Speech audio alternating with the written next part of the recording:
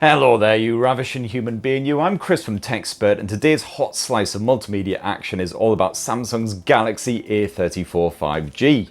Now, the Galaxy A34 is an absolute bargain as long as it doesn't suck, as this mid-range mobile boasts a punchy AMOLED screen, stereo speakers, a beefy chipset and a massive battery, all wrapped up in a fully water-resistant frame. And yet, despite these impressive creds, at the time I shot this video, you could go on Samsung's website and pick up one of these bad boys, the 256 gig model no less, for just 299 quid. And that's £100 off the RRP, which is frickin' nuts. But anyway, let's whip the Galaxy A34 out of the box. And then through the magical mysteries of video editing, we're going to dodge forward in time about a week so I can deliver my full review. And for more on the latest and greatest tech, please do poke subscribe and ding that notifications bell. Cheers!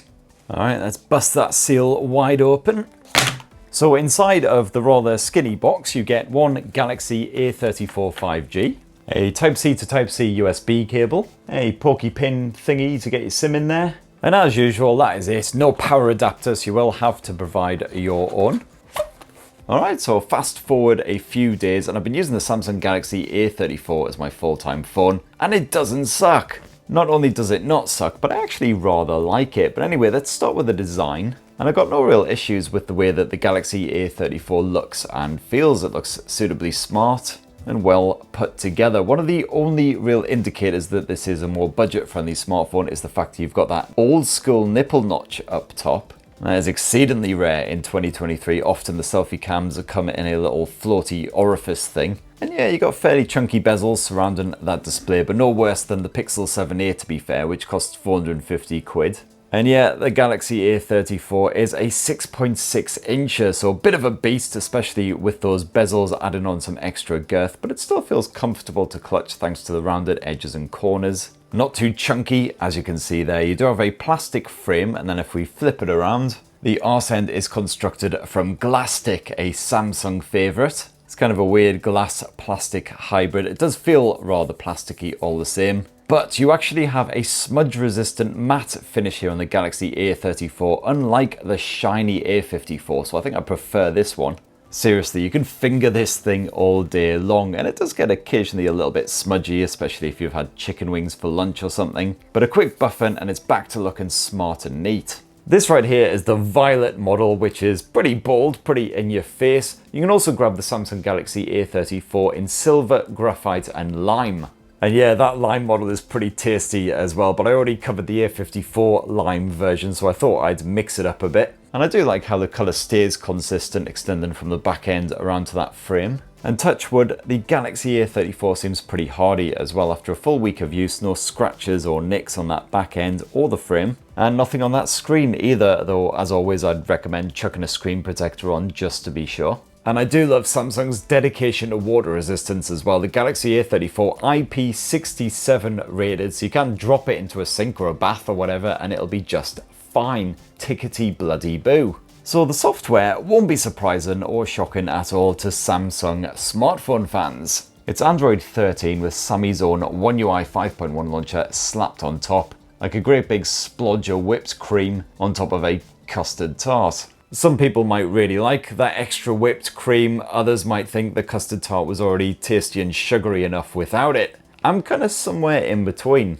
Some of the usual Samsung shenanigans I'm not a fan of, such as for instance the fact that they seem to have replicated every single Android service and app. So Samsung has its own smart home app, its own NFC contactless payments service, health tracking, app store, AI assistant, stuff that Android already does perfectly well. And of course you might prefer the Samsung version, that's perfectly fine. Personally, I just think it's redundancy, but you can thankfully just get rid of most of these Samsung apps if you don't use them. One of the only exceptions being Bixby, which refuses to bugger off. On the flip side, Samsung doesn't mess with Android too much, so you've still got the likes of the Google Discover feed, you've got your apps tray, albeit in a slightly Samsung shonky format. You've also got additional security and privacy tools on top of the already solid Android foundations. And no real complaints when it comes to that in-display fingerprint sensor. It's not the fastest acting around, that's for sure. Occasionally it takes a couple of taps if you don't quite get the pressure right. But like 19 times out of 20, you'll tap your finger and you'll be into your desktop. It's only if your fingers are wet or grubby that you have any real issues. And you've also got yourself a reasonably dependable bit of face unlock to back up that fingerprint sensor if you are wearing gloves, your hands are mucky.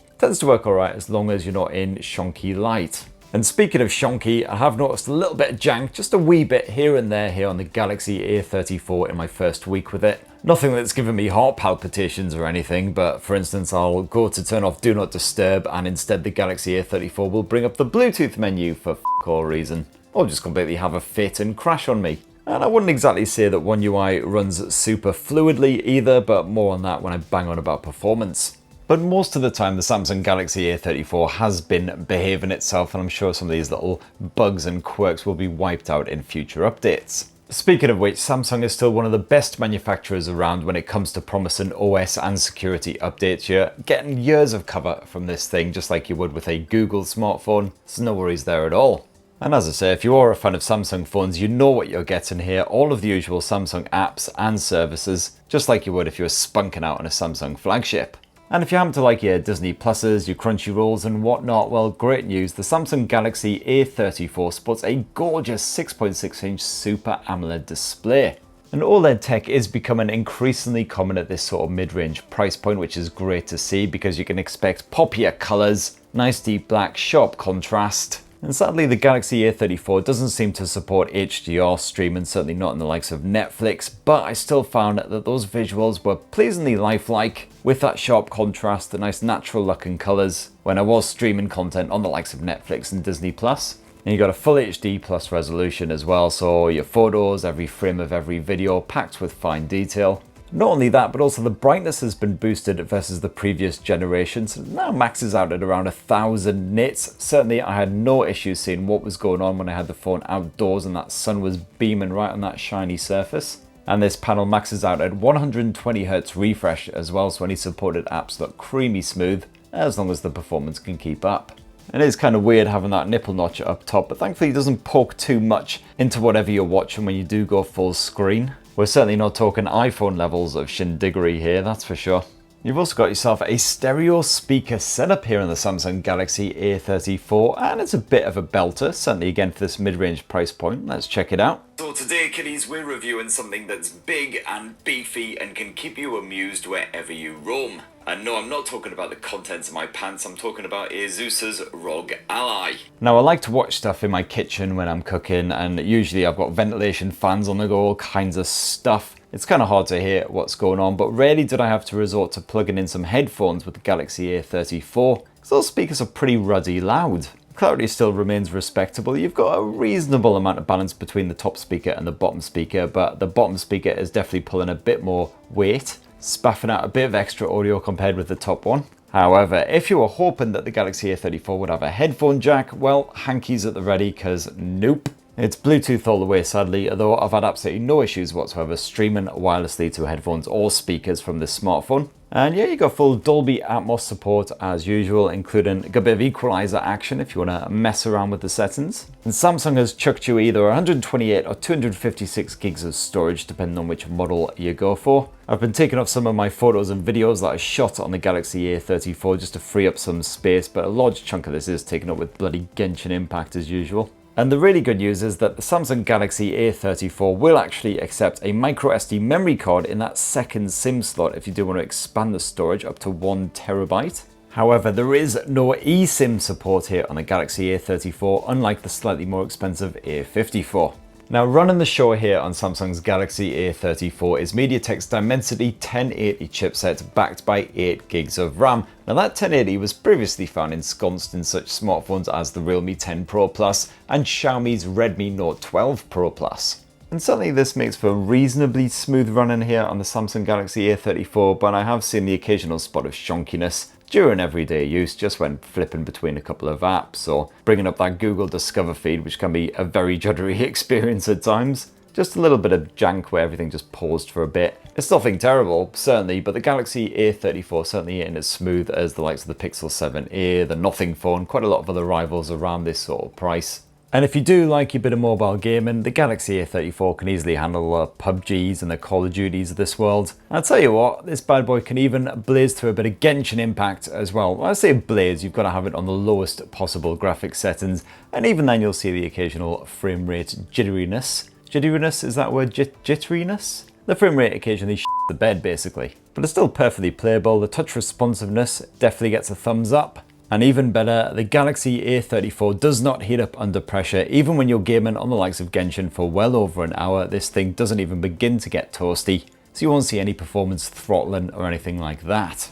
And yeah, you do have a kind of a gaming mode here on the Samsung Galaxy A34. It's the usual Samsung shenanigans. And you can't really do a massive amount with it. You can take a screenshot, record your footage, and you can get the priority mode on the go as well. Let's just make sure that the game takes center stage, gets the hog share of the resources and everything, and also blocks notifications, so well worth turning on when you are gaming. So battery life, and Samsung reckons you will get 2 full days of use at the Galaxy A34 when that 5,000 mAh capacity cell is charged. And unsurprisingly, that's a huge heap of badger bollocks, or at least it is, unless you're literally just occasionally checking your emails and then just spend the rest of the time gazing adoringly at this thing. That said, however, the battery life is absolutely sublime here on the Galaxy A34. From a full charge in the morning, I've never struggled to make it, even through the longest, most arduous days until I'm all tucked up with Teddy at night. We're talking at least 7 hours of screen on time, and that's with a good bit of Skyping, lots of camera play, video streaming, Deezer streaming in the background, pretty much anything your wonderful little heart desires. So most days I ended with still about a quarter charge in the tank. Unfortunately, recharging not the nippiest here on the Galaxy A34. It's 25 watt wired charging, so it'll take well over an hour to recharge fully. And there's no wireless charging support on this bad boy either. Now, of course, Samsung smartphones are well known for their optics, and the Galaxy A34 sports a triple lens setup just like the S23, but naturally we're talking about very different hardware here. So what you've got is a 48 megapixel primary sensor with optical image stabilization, and that's backed by a basic 8 megapixel ultra-wide angle shooter and a pointless 5 megapixel macro lens. Now the shutter speed here on the Samsung Galaxy A34 is reasonably nippy. It doesn't take long at all to latch onto a face or some other subject. The main problem you have is processing speeds, especially if you're shooting portrait shots, as these take a little bit longer to process. So if you're trying to snap multiple portrait shots in quick succession, you'll find that actually you're probably waiting a good few seconds in between each one. That's certainly not ideal when you're trying to shoot pets or small children, but other more grown-up subjects will hopefully be a bit more still. In the case of Veronica here, very, very still. And then you get that lovely, gorgeous bokeh style effect, which you can change post-processing. Now I found that when I was using the photo auto mode here on the Galaxy A34, that my photos tended to come out pretty well as long as the lighting conditions weren't too dodgy. The A34 can generally handle a little bit of contrast, some bright backdrop action for instance. In more ambient lighting, I did find that quite a lot of my photos were a bit softer. You certainly get a lot of noise and grain creeping in when that lighting is particularly low. And while there is an automatically activated night mode, which can help to brighten up your snaps a bit, there's only so much that it can do. As always with Samsung smartphones, you've got plenty of other bonus modes to play around with, including, of course, naturally, the fun mode. Oh, Veronica, that suits you. Although this is just, Jesus Christ, I don't even know what this is. It's going to be in my dreams / nightmares tonight, that's for sure. Gotta say though, some of these could keep you amused for hours if you're either 3 years old or on all of the drugs. And those other bonus bits do include the obligatory food mode. You've also got a dedicated pro mode as well if you want to tweak the likes of the ISO levels, the white balance, the focus. And then you can quickly and easily swap to that ultra wide angle shooter at any point if you do want a more dramatic angle or just to fit more into frame. And in the more section is also where you'll find the macro mode to use that third and final lens. Personally, I'd rather just take a normal shot with the primary sensor and then crop in, but each to their own. And if you like to shoot home movies, swap to that video mode. You'll see you can shoot 4K resolution footage at just 30 frames per second. There is no 60 FPS option unless you drop it down to full HD resolution. I found that Samsung phones are usually pretty ruddy good at capturing home movies, and the Galaxy A34 is more limited than its more expensive siblings, but still does a decent job. You've got some crisp visuals on that 4K resolution mode. Image stabilization is decent, you can move and shoot, no worries at all. The audio capture is strong in all directions, but things do fall apart a bit in lower light again, so stick to the good lighting. And then if we swap around to that camera housed in the wee nipple notch up top, well, it's a 13 megapixel selfie shooter. And it's again a similar story to the cameras slapped on the arse end. As long as the lighting isn't too ropey, then you should get a respectable looking snap with plenty of detail packed in there, bit too much maybe. But in lower light you will get rather grainy results unless you use the blind and screen flash feature. And you can actually shoot 4K Ultra HD footage using that front-facing camera as well, which is pretty rare at this sort of price point, so it's good to see. Again, audio capture is fine thanks to the Samsung Galaxy A34's excellent built-in mics. So if you want to do a bit of vlogging, it'll do the job. And that right there, my lovelies, is my full unboxing and 1 week review with Samsung's Galaxy A34 5G. And besides some performance jankiness and that OneUI shonkiness, it's basically been a very enjoyable experience. If you're a bit of a stickler when it comes to the performance, you do a lot of gaming on your smartphones, but I'd definitely say maybe try and upgrade to the likes of the Galaxy A54 instead. And of course, there are lots of big rivals out there, like the Pixel 7a with its really impressive camera tech. But if you are a Sammy fan looking for a more affordable handset, well, the A34 will do the job. So that's what I reckon anyway. What do you guys think of the Galaxy A34? Have you been using the Galaxy A34? It'd be great to hear your thoughts down below. What's your favourite colour as well? Do you like this purple or do you think it's a bit bleh? Please do post, subscribe and ding that notifications bell for more on the latest and greatest tech, and have yourselves a ruddy wonderful rest of the week. Cheers everyone, love you.